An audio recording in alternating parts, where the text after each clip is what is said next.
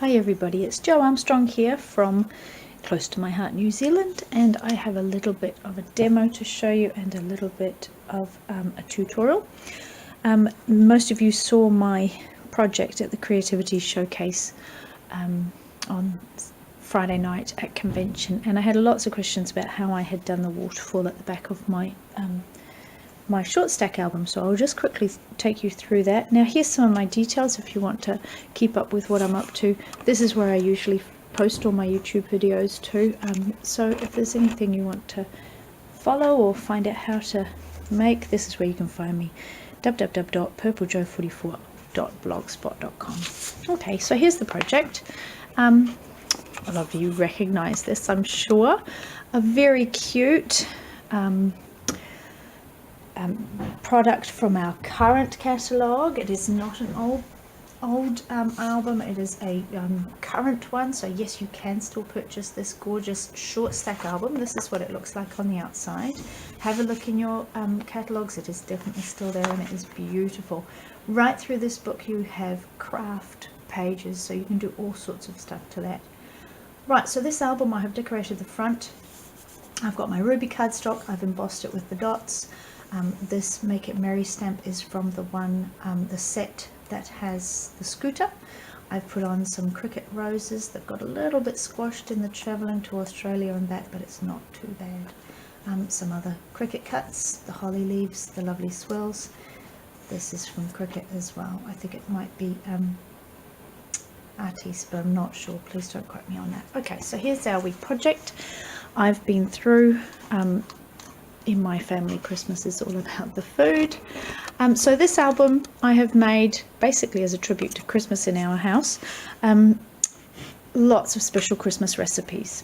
So I've been through this with a lot of you. I won't repeat the whole lot, but I've decorated it with photos, with Christmassy embellishments, and with recipes which are special to us at Christmas. So you've got the marshmallow snowman, Hootie Creeks, which is biscuit in a jar basically. Heather's salads, thank you Heather, some beautiful salad recipes you gave me years ago which I still use for Christmas.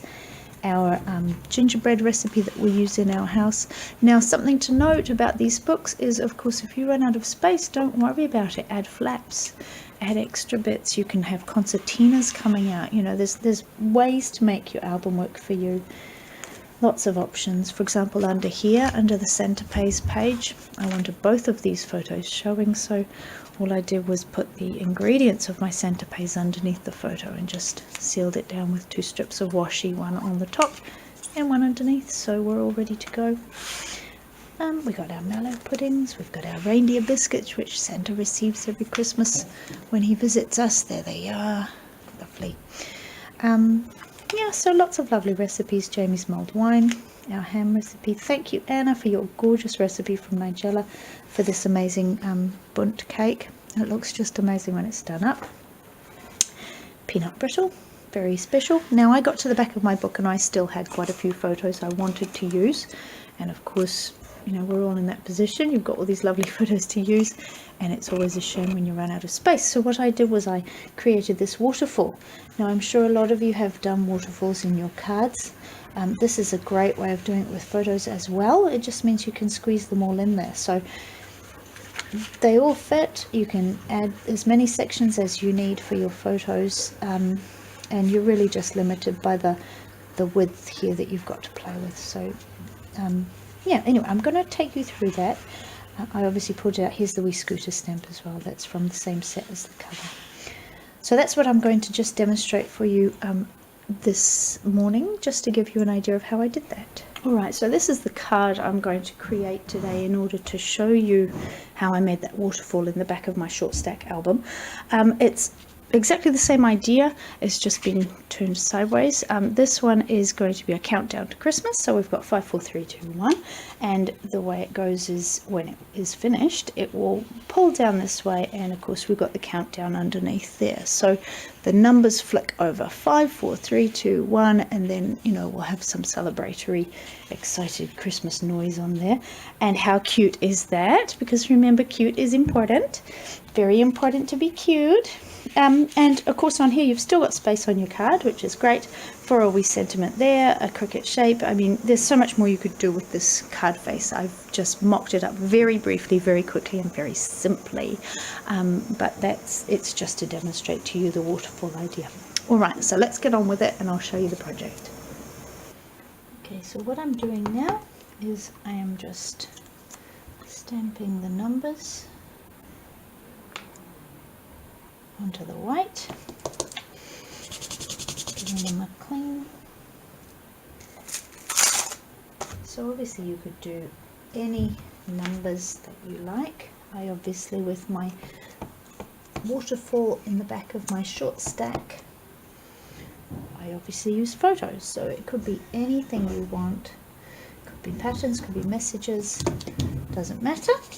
I'm doing a countdown, so I'm concentrating on numbers. I'm backing all my pieces, all my numbers, just using my adhesive and backing them onto a little piece of cardstock just to give them that extra little edge. So all I've done here, measuring wise, is the white pieces for the numbers are 1 inch and 1/8, and the red pieces are 1 inch and 3/8, just to give them an extra edge. I wanted a little bit extra all the way around, and then they're going to go onto a strip of white again, just to give them another little edge. Okay, then now it's time for the mechanics of the thing. Now these, in terms of width, or they're both square, width and height, they're 1 3/8. I'm going to make my strip that you pull on, I'm going to make it 1.5 inches, so it's a little bit bigger than my ruby sections. I start with a 12-inch piece, but I won't need it this big. So this will be plenty, this will be lots of space. Now the first one, which as I said is square, will go close to the bottom there, and then I'm going to start scoring. I'm going to score every 1/2 inch along this row. So I'll end up, go in a wee bit for you there, I'm going to end up with my countdown numbers laid out like this. You can spread these further out if you like. I'm only going to go for 1/2 inch, but you could spread them out even further. Okay, I'm going to go ahead and start my scoring on my strip here. The first score line needs to be at 1.5 inches because that first section needs to be square, which is the width as well. So width and height 1.5 inches, and the 1 is going to fit really nicely into that and be nicely bordered as well. So there's my first score line. Now up from there I'm going to go every 1/2 inch. I'm going to score again, and I'm going to do this 4 more times. So I move it along 1, 2, 3, 1 more, 4.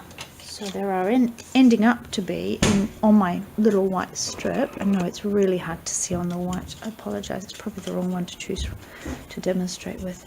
But there are sections here. So there's 1, 2, 3, 4, 5 sections in my fold marks, and they are each for one of these little square numbers. Before I glue my numbers on, I've gone around with the bone folder and folded it both forward and backward so that that bit there is really nice and flexy. Now to stick them on, I'm going to use the broad tip glue pen because I find it's really nice and strong, and they hopefully won't come off. Needs to be quite firm for any 3D projects. Sorry, I don't want it this way up. So we'll start with the 1 because I want my numbers to count down, not up. And then I layer them basically. So I'm making sure that each one of my numbers is in a new section. I only glue it to the scored part, the scored section, which is the 1/2 inch wide.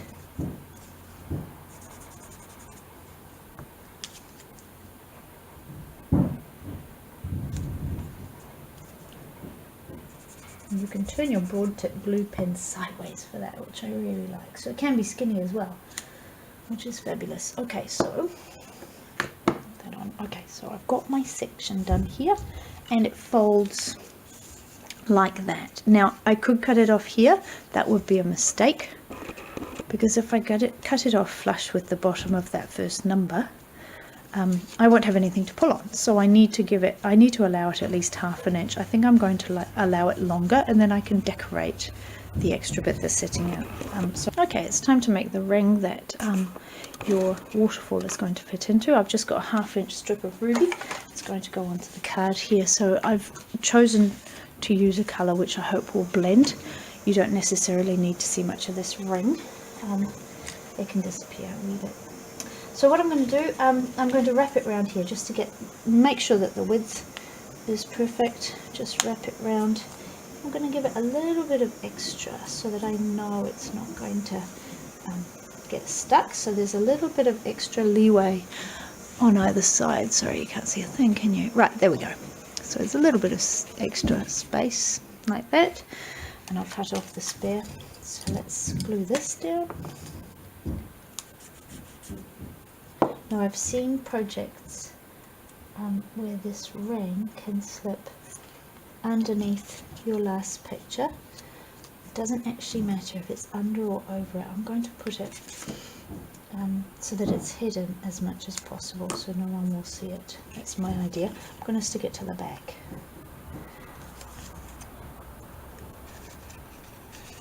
So that bit is my puller. This needs to stick on top.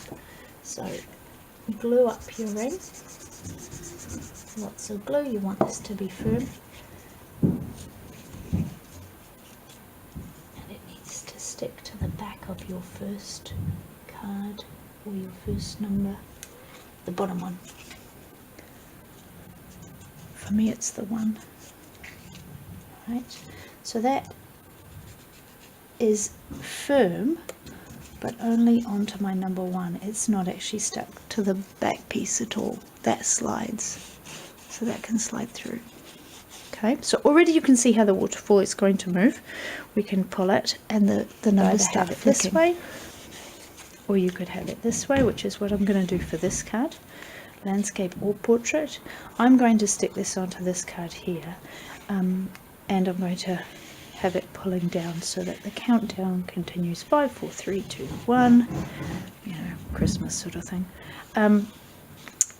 But I'm not quite finished because I would like to decorate this bit that's going to stick out. So once they've pulled it past the 1, there'll be all this white to see. So that really needs to look absolutely beautifully decorated. So I'm not finished yet and I'm not ready to stick it down, but I want to finish off this video so that you can see it. So when you stick it together, be sure this is the only bit you are going to put adhesive onto.